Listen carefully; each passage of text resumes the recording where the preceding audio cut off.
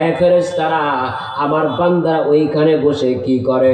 বলে আল্লাহ তাআলা আপনার বান্দারা আপনার গুণগান গায়, আপনার প্রশংসা করে, আপনার তাসবিহ আদায় করে, আপনার প্রশংসা করে, আপনার তাসবিহ আদায় করে।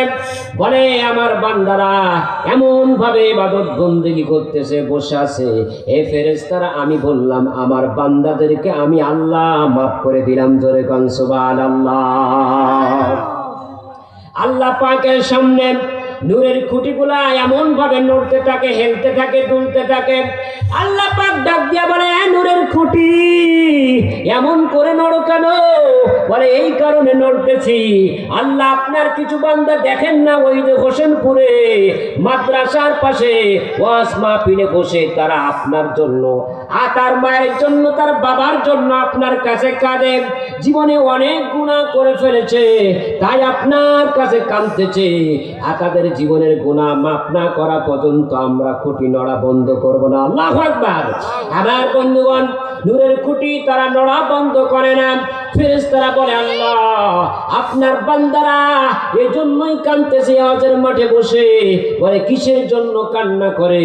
তার মা বাবা কবরের মধ্যে পড়ে আছে, তাদের জন্য কান্না করে। হয়তো ওই মা বাবার কবরের আযাব তারা মাপ চায়।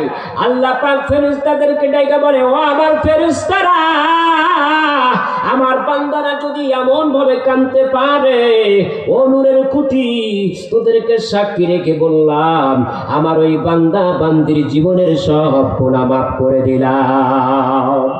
আমাদের গুনাহ হবে, এটাই স্বাভাবিক।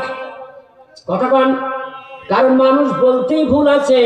আল্লাহ বলেন লা তাকনাতু মির রাহমাতিল্লাহ। বান্দারে গুনাহ করেছো, কোনো ভয়ের কারণ নাই, চিন্তার কোনো কারণ নাই। সারাটা জীবন যদি বান্দা গুনাহ করে আর একটা গুনাহ করার পরে বান্দা জাহান্নামের মধ্যে পড়ে যাবে, এমন মুহূর্তে যদি বান্দা বান্দি যদি তওবা করে নিতে পারে, আল্লাহ পাক বলেন বান্দারে বান্দিরে তওবা করতে দেরি হবে, তোমাদের জীবনের গুনাহ মাফ করতে আমি আল্লাহ এক বড় দেরি করি না। এই মাদ্রাসার পক্ষে আমাদের থাকতে হবে কি হবে না? মাদ্রাসা জিন্দা রাখো, মাদ্রাসা জিন্দা রাখো, মাদ্রাসা জিন্দা রাখো, মাদ্রাসা জিন্দা রাখো, মাদ্রাসা জিন্দা রাখো, মাদ্রাসা জিন্দা রাখো। এই মাদ্রাসা গড়ে মানুষকে জান্নাতের পথে ডাকো, মাদ্রাসা জিন্দা রাখো, মাদ্রাসা জিন্দা রাখো, মাদ্রাসা জিন্দা রাখো। বলেন এই মাদ্রাসা জিন্দা রাখার দরকার আছে না নাই? এই মাদ্রাসা থাকলেই দিন থাকবে। কারণ এই মাদ্রাসা থেকেই ছাত্ররা পড়াশোনা করে আলেম হবে, একটা মসজিদের খতিব হবে। এই যে বয়ান করতেছি আমরা তো এই মাদ্রাসারই ছাত্র, ঠিক কিনা বলুন? আর আমরা তো এই মাহফিলে এসেছি, আল্লাহ যেন এই মাহফিলটারে কবুল করে নেয়। আমিন বলেন। আমিন। আল্লাহ তুমি এই মাহফিল কবুল করে নিও। বলেন না আমিন। আল্লাহ তুমি এই অনুষ্ঠান কবুল করে নিও।